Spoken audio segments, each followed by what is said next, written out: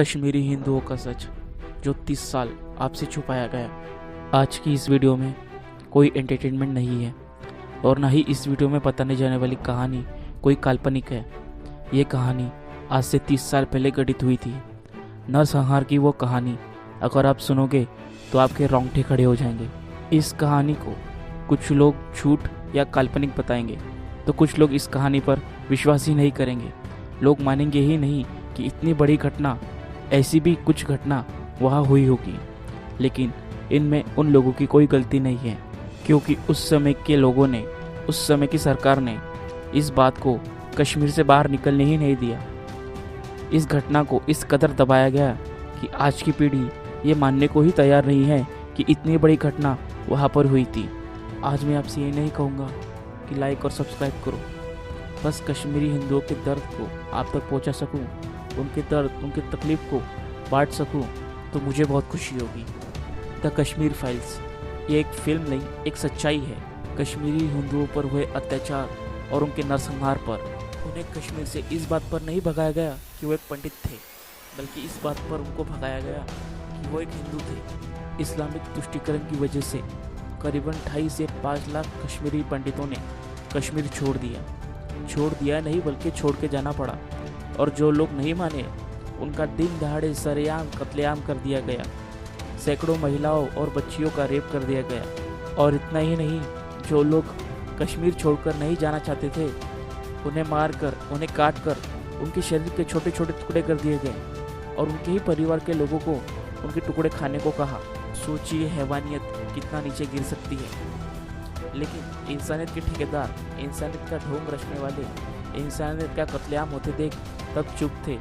बड़ी बड़ी डींगे मारने वाली सरकारें तब चुप थी। लेकिन आज द कश्मीर फाइल्स ये फिल्म उन गूंगे बहरे हो चुके लोगों पर और अपाहिज हो चुकी सरकार पर एक जोरदार तमाचे की तरह है, क्योंकि उस समय ये प्रधानमंत्री ये सब होते हुए अपनी आंखों से देख रहे थे।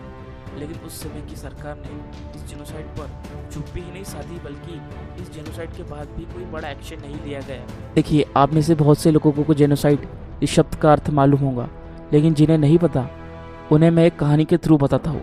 देखिए, अभी आप ये वीडियो देख रहे हो, दिन में हो या रात में, दिन का सब कुछ काम खत्म करके जब आप रात में अपने घरों में सोने जाते हो और जब सुबह उठकर आप अपने घर से बाहर निकलते हो, तब आपके घर के बाहर बहुत सारे पोस्टर्स और धमकी लिखी होती है कि 2 दिन में अपने अपने घर खाली करके और ये शहर छोड़ के चले जाओ।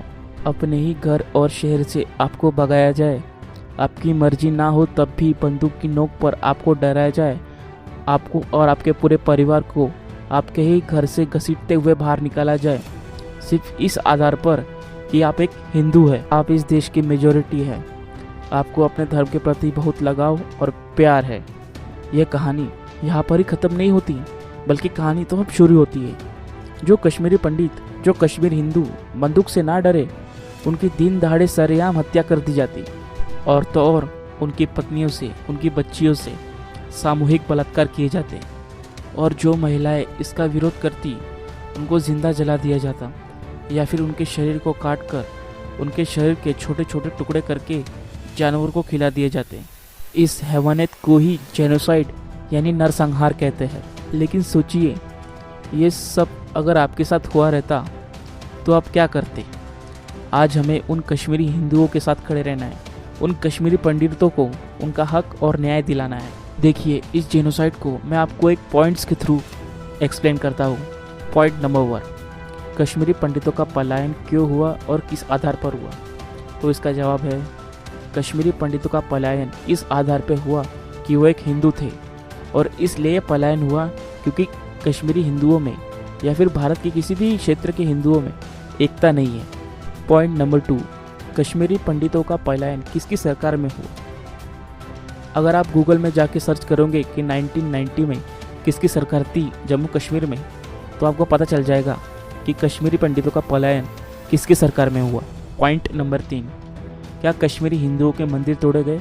तो इसका जवाब है हाँ, तकरीबन 150 से 200 मंदिर तोड़े गए। पॉइंट नंबर 4, कितने कश्मीरी पंडितों की हत्या हुई?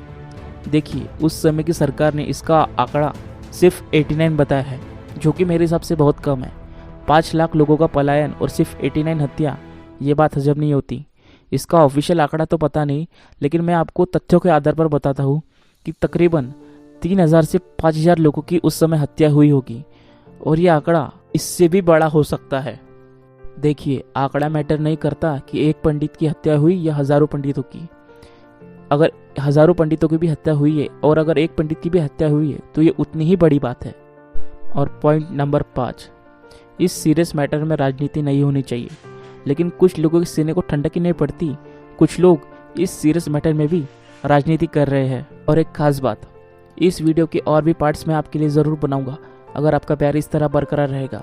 तब तक के लिए जय हिंद, वंदे मातरम।